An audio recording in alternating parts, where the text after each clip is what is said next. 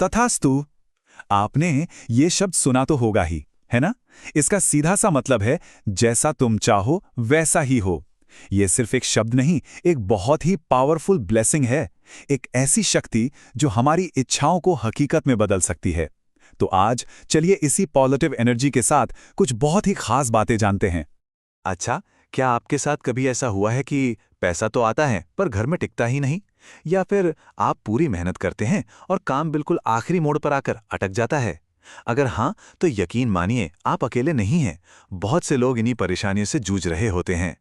हम सब होली को रंगों का त्योहार मानते हैं, है ना? लेकिन क्या आप जानते हैं कि इसके पीछे एक गहरा आध्यात्मिक पहलू भी है? तंत्र और ज्योतिष में होली की रात को साल की सबसे पावरफुल रातों में से एक माना गया है। पता है इसे क्या कहते हैं? सिद्धि की रात। यानी एक ऐसी रात जब की गई कोई भी साधना या मांगी गई कोई भी इच्छा पूरी हो सकती है। तो चलिए सबसे पहले बात करते हैं कुछ ऐसे उपायों की जो घर में समृद्धि लाने और हर तरह की नेगेटिविटी से बचाने में मदद कर सकते हैं। तो सबसे पहला उपाय उन्हीं लोगों के लिए है जो फाइनेंशियल ट्रबल्स या कर्ज से परेशान हैं। ये एक बहुत ही पुराना और असरदार उपाय माना जाता है। करना क्या है ये समझिए। होलिका दहन की पूजा के समय एक नारियल का गोला लेना है।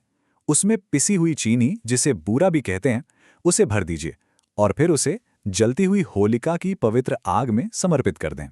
और हाँ, इसमें एक और बहुत जरूरी चीज है।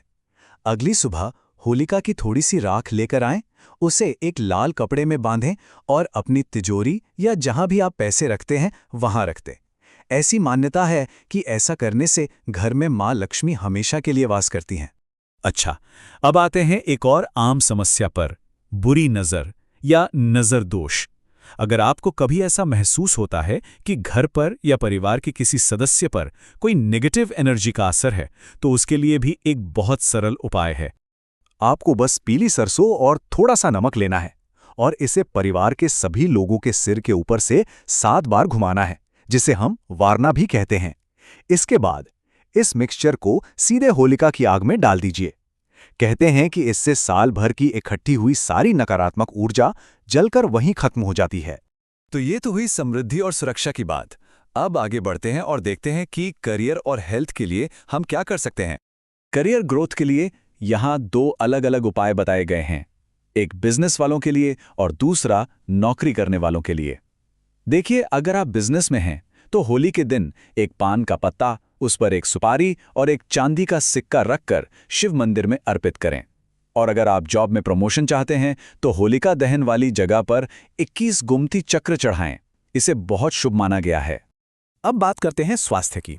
अगर घर में कोई सदस्य काफी समय से बीमार है और उनकी सेहत में सुधार नहीं हो रहा है, तो उनके लिए एक विशेष उपाय है। करना यह है कि होली की रात सरसों के तेल का एक दिया जलाएं। उसमें थोड़े से काले तिल भी डाल दें।